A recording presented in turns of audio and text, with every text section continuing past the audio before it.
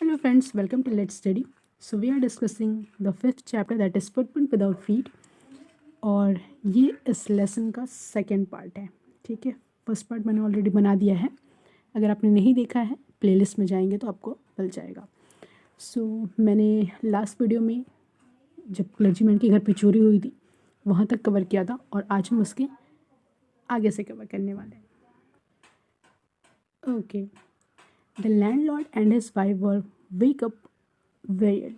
तो जो लैंडलॉर्ड थे और जो उसकी वाइफ थी ना मिसेस हॉल, वो लोग काफ़ी जल्दी उठ गए थे.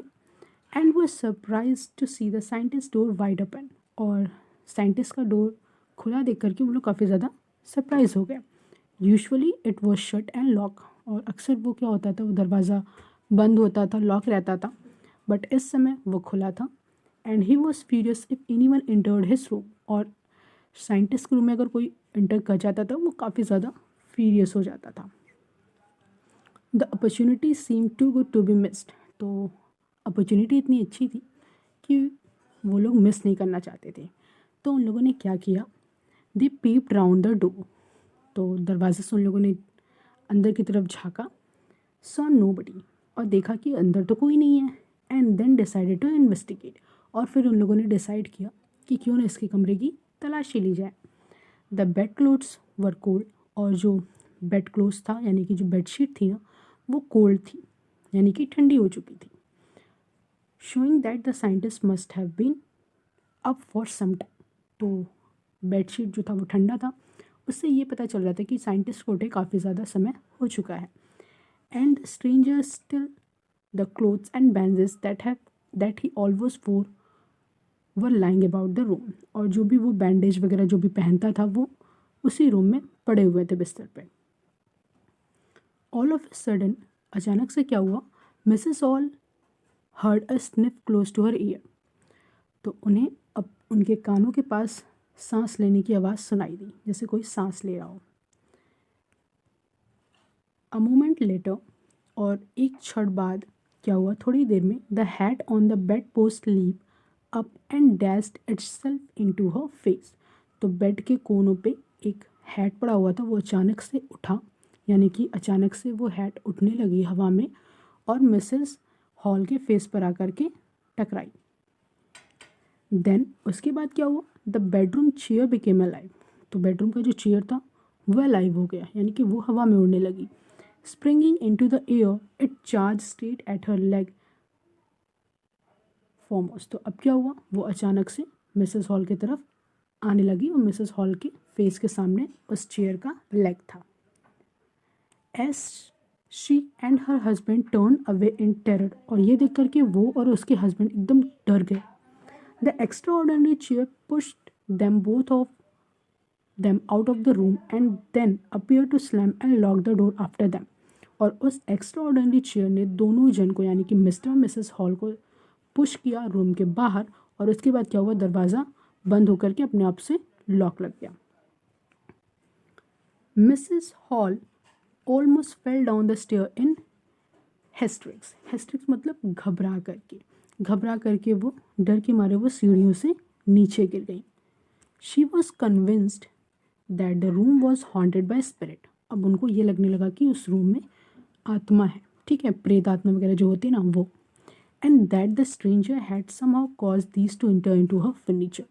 और कहीं ना कहीं उस स्ट्रेंजर की वजह से यानी कि उसने इस फर्नीचर में उन आत्मा वगैरह को प्रवेश करा दिया है, उनका ऐसा मानना था. आगे वो क्या कहती हैं, my poor mother use to sit in that chair she mood. और वो मतलब घबराई हुई आवाज़ में उन्होंने कहा कि जो मेरी जो माँ थी वो इस चेयर पर बैठा किया करती थी. To think it should rise up against me now. फिर वो कहती हैं कि अब वो चेयर मेरे ही अगेंस्ट आकर खड़ी हो गई. The feeling among the neighbour was that the trouble was cause by which craft. अब लोगों के मन में, जो पड़ोसी थे उन लोगों के मन में ये हो रहा था कि विच क्राफ्ट वगैरह से ये सारी चीज़ें हो रही है, यानी कि जादू टोने की वजह से ये सारी चीज़ें हो रही हैं. बट विच क्राफ्ट और not, when the news of the burglary at the clergyman's home became known. अब विच क्राफ्ट था या फिर नहीं, लेकिन जैसे ही क्लर्जीमैन वाले घर की जो भी घटना थी वो जब लोगों को मालूम पड़ी, the strange scientist was strongly suspected of having had a hand in it. तो सबका जो संदेह था, सबका जो शक था, वो सिर्फ और सिर्फ साइंटिस्ट की तरफ ही जा रहा था। Suspicion grew even stronger when he suddenly produce some ready cash. और वो जो शक था वो तब ज़्यादा मजबूत हो गया, तब और बढ़ने लगा जब उस साइंटिस्ट ने अचानक से कुछ पैसे ला करके दे दिए। हालांकि उसने कुछ देर पहले ही एडमिट किया था कि उसके पास कोई भी पैसे नहीं हैं, लेकिन उसने फटाफट से कुछ पैसे ला के दे दिए। तो इस वजह से जो शक था वो और भी ज़्यादा बढ़ता गया साइंटिस्ट के ऊपर। The village constable was secretly sent for. अब विलेज कांस्टेबल को भी खबर दे दी गई। Instead of waiting for the constable, और कांस्टेबल का वेट करने के बजाय Mrs Hall went to the scientist. Mrs Hall खुद गई उस साइंटिस्ट के पास, यानी कि ग्रिफिन के पास, who had somehow mysteriously appeared from his empty bedroom, जो कि अचानक से उस एम्प्टी बेडरूम यानी कि उस खाली रूम से अचानक से प्रकट होकर के सबके सामने आ गया। तो वो खुद जानना चाहते थे कि आखिरकार वो इस तरीके से कैसे उस रूम से आया। I want to know what you have been doing to my chair upstairs. अब वो उसके पास जाती हैं और कहती हैं कि मैं जानना चाहती हूँ कि तुम ऊपर मेरे चेयर के साथ क्या कर रहे थे। She demanded, and I want to know how it is you came out of an empty room and how you entered a locked room. कहती है और मैं ये भी जानना चाहती हूँ कि कैसे तुम उस एम्प्टी रूम से बाहर आए और कैसे तुमने उस लॉक हुए रूम में एंटर किया। अब क्या हुआ, the scientist was always quick tempered, यानी कि साइंटिस्ट जो था वो हमेशा मतलब शॉर्ट टेम्पर था, बहुत जल्दी उसको गुस्सा आ जाता था। Now he became furious. तो अब मिसेस हॉल के इन सवालों से वो काफ़ी ज़्यादा फ्यूरियस हो गया था। यू डोंट अंडरस्टैंड हु और what I am, he shouted. वो चिल्ला के कहता है कि आपको नहीं समझ में आता मैं कौन हूँ, क्या हूँ। Very well, I will show you.